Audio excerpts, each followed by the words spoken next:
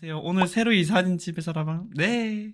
저 이사했어요. 우리 촌뜨기 여러분. 뭔가 뒷배경이나 조명도 훨씬 깔끔하지 않나요? 나는 훨씬 깔끔한 것 같아. 스터디 관련해가지고 말씀드리면, 그래도 뭐, 제가 20명 확 초과되면은, 이게, 와, 어떻게 해야 될지 약간 고민이 많았는데, 그래도 지금 한 16, 17분 정도 되는 것 같아요. 그래서 아마 그분들 중에 15명으로 커트를 하든, 아니면 근데 사실은 16, 17명이면은 15명이나 뭐 똑같아가지고, 그냥 그대로 할까 진행 중이거든요. 그러면 웬만하면 지원해주신 분들은 거의 다 해서 진행할까 생각 중이고, 이분들이 모집 기간 동안 확정이 되면은 제가 바로 여의도 쪽에서 강의실을 빌릴 거예요. 그래서 그렇게 해서 진행을 할 건데, 생각보다 16, 7명 중에 한 4, 5분이 채권만 강의하는 거는 딱히 없냐고 여쭤보시더라고요. 그래서 깜짝 놀랐어요.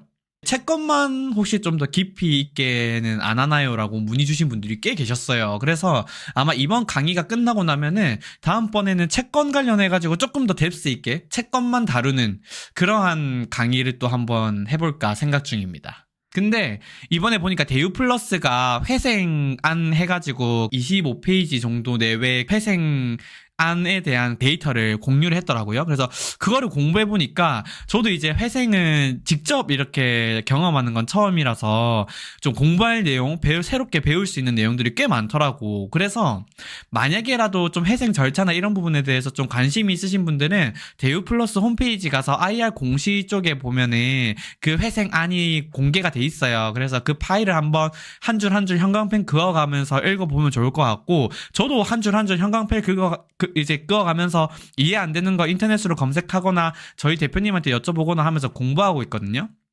그래서 제가 그 영상 분석했었잖아요. 회수율.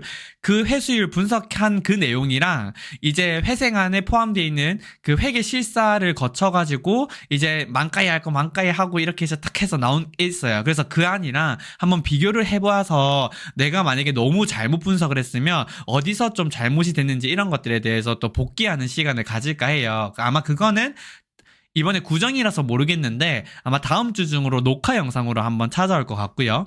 방송은 2주마다 한 번씩 계속 하는 거예요. 그래서 첫 번째 월요일, 세 번째 월요일만 이렇게 이제 할 거고, 나머지는 녹화 영상으로 대체될 거다. 그리고 멤버십 전용 영상은 계속해서 많이 늘릴 수밖에 없다라는 점 참고 부탁드릴게요. 요즘 채권 수요 예측이 과열인가 봐요. 채권 수요 예측은 진짜 과열이에요. 제가 봤을 때 좀 심각하게 과열이고, 뭐 향후 금리가 하락하겠다라는 그러한 기대감은 있지만 그걸 감안한다고 하더라도 너 심각하게 과열이야. 너무 과열이에요. 심각하게. 수요 예측, 근데 그럼에도 불구하고 수요 예측 들어가면 전부 다 하루 이틀 만에 몇십 원씩, 막 많게는 100원씩 프리미엄이 붙어요. 10억 들어가면 근데 1000만 원 버는 거라 그랬잖아. 그런 사람들이 너무 많아요. 데저트레드 형님, 궁금한 것 하나 여쭤볼게요. 하이힐드 상품을 판매하는 1임사, 자산운용사가 대략 몇 개사 정도 될까요? 이렇게 많이 하는 1임사는 한 4개, 4, 5개밖에 안 돼요. 근데 운용사는 워낙 많아서 사실은 운용사는 제가 뭔가 판단해서 말씀드리기가 어려워요. 왜냐면 겉으로 드러나지 않는 사무운용사가 되게 많이 있거든요.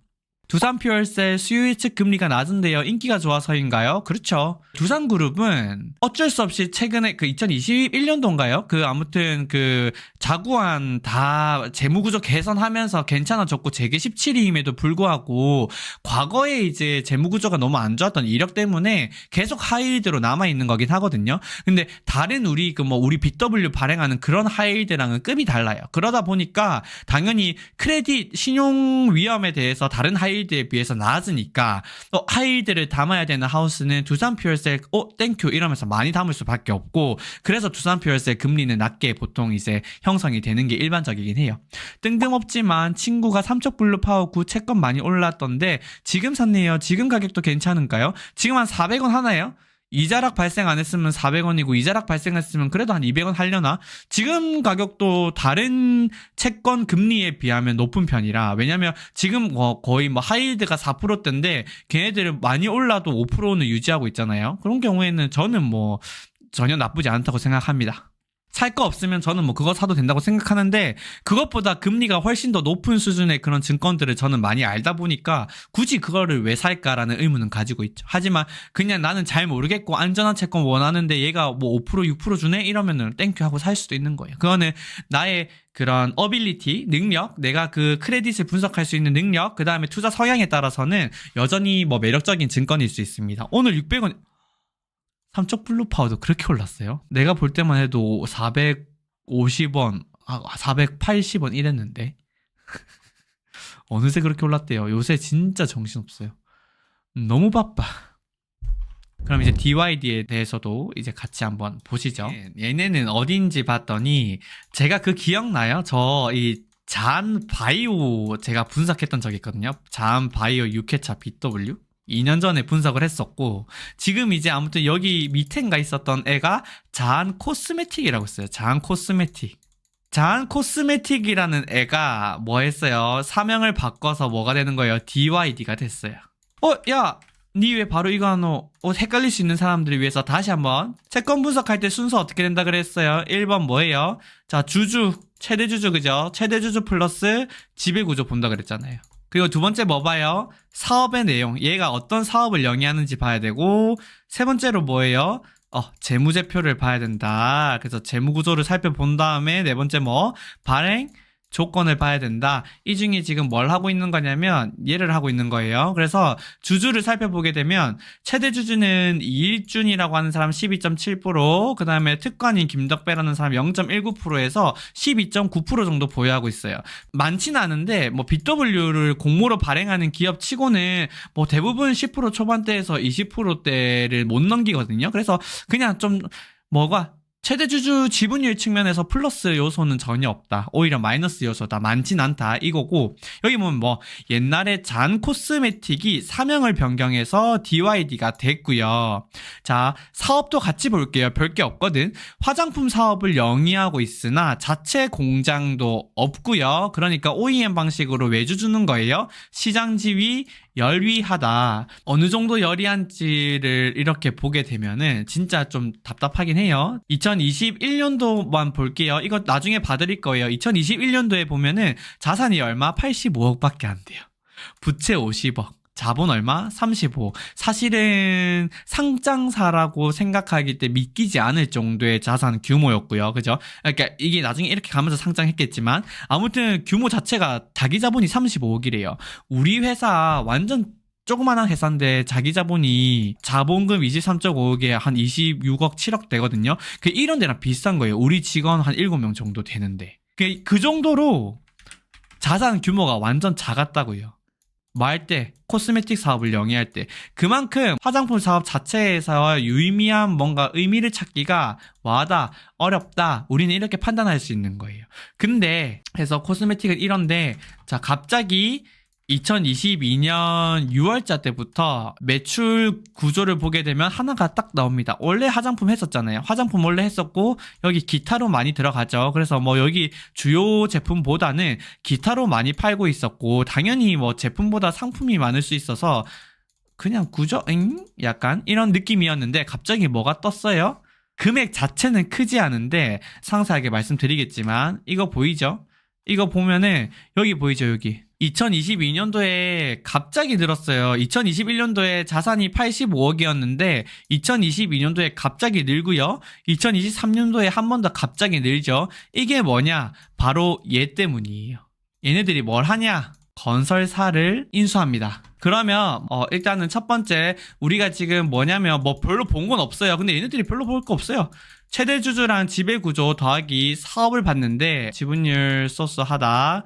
그 다음에 두 번째 뭐예요? 사업을 봤더니 화장품 사업을 주력으로 영위하는데 여전히 매출에 대한 비중은 화장품 쪽이 더 커요. 근데 화장품 같은 경우에는 자체 공장도 없고 OEM을 주는 방식으로 하다 보니까 그리고 뭐 브랜드 자체도 열리하기 때문에 사업으로 뭔가 유의미함은 없다. 그리고 얘네들이 차지하는 자산 구성도는 뭐하다? 되게 낮다. 근데 뭐 2022년도 4월에 얘네들이 건설업을 영위하게 되면서 이 건설업을 영위하는데 이 건설사는 어디냐? 삼부토건입니다. 시총은 4천억대고요. 얘는 크죠? 그래서 아까 뭐예요? 아까 보면 자산 80억 정도밖에 안 되던 85억 정도밖에 안 되던 놈이 유증이든 뭐든 유증에 차입금, 막 차입금을 써서 이걸 가지고 뭐예요? 이 4천억짜리 3부 토건을 인수합니다. 그럼 어떤 느낌이냐면 이게 지금 요만한 기업이 있었단 말이야. 2021년 12월 기준으로 이런 기업이 있었는데 얘가 인수를 했죠. 뭘? 건설사를. 그러면서 덩치가 이렇게 커졌어. 언제? 2022년 4월에. 그러면은 그게 무슨 말이냐면요. 이 기업 있죠. 얘가 뭐냐면 얘가 DYD야. 그리고 얘는 뭐예요? 3부 토건이에요. 그랬을 때 우리는 이 기업을 뭐라고 할 수 있냐면 3부 토건을 투자하기 위해서 만든 회사. 투자회사. 이렇게. 무슨 말인지 알겠죠?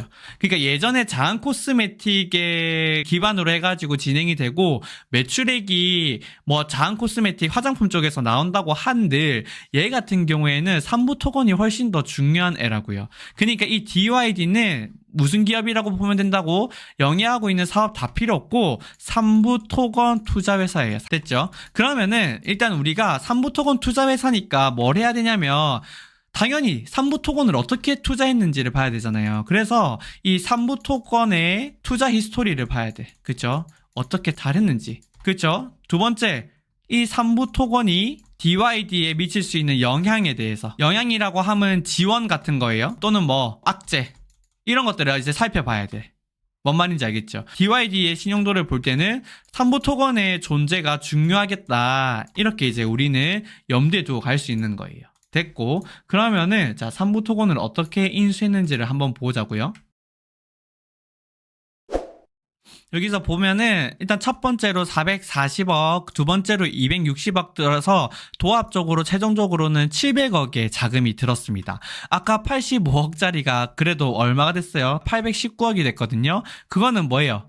아니 당연히 이렇게 있는데 이 3부 토건을 먹어야 되니까 이쪽으로 자금을 조달을 했을 거 아니야. 그 자금을 당연히 조달했을 건데 이 자금을 여기서 많이 자기 자본으로 많이 조달했을수록 이 DYD의 신용도는 올라가는 거예요. 근데 여기가 아니라 만약에 이쪽으로 해서 인수 대금을 많이 받았으면 신용도는 위험해지는 거예요. 신용 위험은 올라가는 거예요. 그래서 이걸 우리가 기본으로 해서 봐야 되는데 여기서 이제 700억이라고 했잖아요. 근데 여기는 이렇게 나와. 일단 첫 번째 단가를 먼저 보자고요. 단가를 보게 되면은 2022년 5월 4일에 2,785원이었고 2023년 2월 15일에도 줬어요. 그 1,205원인데 이게 말이 되나 싶긴 해. 사실은 그닥 막 많은 지분도 아니긴 한데 여기에 경영권 프리미엄을 얹었겠죠? 프리미엄 얹어서 4,000원에 삽니다. 1,750만 주를. 그래서 4,000원에 사서 도합 얼마? 700억. 근데 여기서는 뭐라고 나오냐면요. 자기 자금이면 아까 말씀드린 요렇게 자기 자본이 있을 때 자기 자금이라 돼 있잖아. 자기 자금은 여기서 많이 빌린 거고 차입금은 여기란 말이야. 그러면 여기서 많이 했네 라고 생각하실 수 있는데 조금 달라요. 어떻게 해야 되냐? 여기서 공시한 거 말고 실질적으로 뭐예요? 발행 공시를 뜯어봐야 돼. 그때 발행 공시. 언제 DYD가 어떻게 발행 공시를 했는지를 잘 살펴봐야 되는데 한번 쭉 보니까 다 찾을 수는 없었어요. 근데서 조금 더 세부적으로 보면은 뭐 다 찾을 수 있었겠지만 결론적으로 너무 매력 없는 채권이라 굳이 찾을 필요 있겠나 싶어서 그냥 찾다 말았거든요. 잘 안 나오길래. 그래서 보면은 일단은 얘네들은 어떻게 했냐면 신용평가사의 그런 레포트를 빌려보면은 유증, 자기자본, 아까 그 밑에 딴 신용도가 좋아지는 쪽 유상증자를 통해서 한 게 150억 원이에요. 그리고 전환사채 12를 발행한 건 차입금이거든요. 얘가 483억 정도 되고요. 그 다음에 단기 차입금으로 어느 정도를 받았냐면은 100억 정도 했어요. 그래서 각각이 그러면은 어디서 투자를 받았는지가 또 중요한데 얘 같은 경우에는 유상증자를 JSTM이라는 곳에서도 하고 복류종이라는 사람도 하고 드림H 조합이라고 했는데 결국에 이 중에 100억만 찾았거든요. 이 100억 중에서는 이 복류종이라고 하는 사람이 많이 넣었고요. 그 다음에 웰바이오텍이라는 애가 넣었어요. 그래서 원래 얘네들이 어떤 애들인지까지 다 분석해야 되는데 그냥 찾다가 귀찮아서 말았어. 왜? 얘네들이 어떤 애들인지 상관없이 그냥 저는 다 뭐 같냐면 작전 같아요. 그래서 별로 약간 의미가 없다라고 생각해서 그냥 여기서 끝냈는데 아무튼 하나씩은 다 찾아봤어요. 12 같은 경우에는 2023년 2월 8일에 5회차 12 100억을 발행했고요. 그 다음에 2023년 2월 24일에 6회차 12 100억을 발행했는데 총 200억을 발행했어요. 나머지 283억은 모르겠어. 근데 이 52 같은 경우에도 또 누가 들어왔냐면 웰바이오텍이라는 애가 들어왔어요.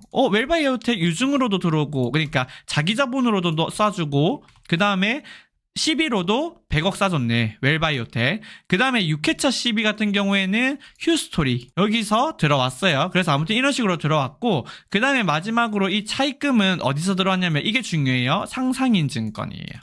상상인 증권에서 이 차입금 100억을 싸줬습니다. 얘가 왜 중요하냐? 얘를 시작으로 해서 이번에 BW까지 발행이 되는 건데 이 히스토리를 좀 얘를 통해서 알 수 있어요. 그래서 아무튼 이런 식으로 받아왔다. 근데 봐봐요. 그러면 여기서 그러니까 결국 처음에 말씀드린 거랑 정리를 해드리면은 여기가 35억, 여기가 50억. 그래서 여기가 85억밖에 안 됐는데 최소 여기에 얼마? 200억 플러스.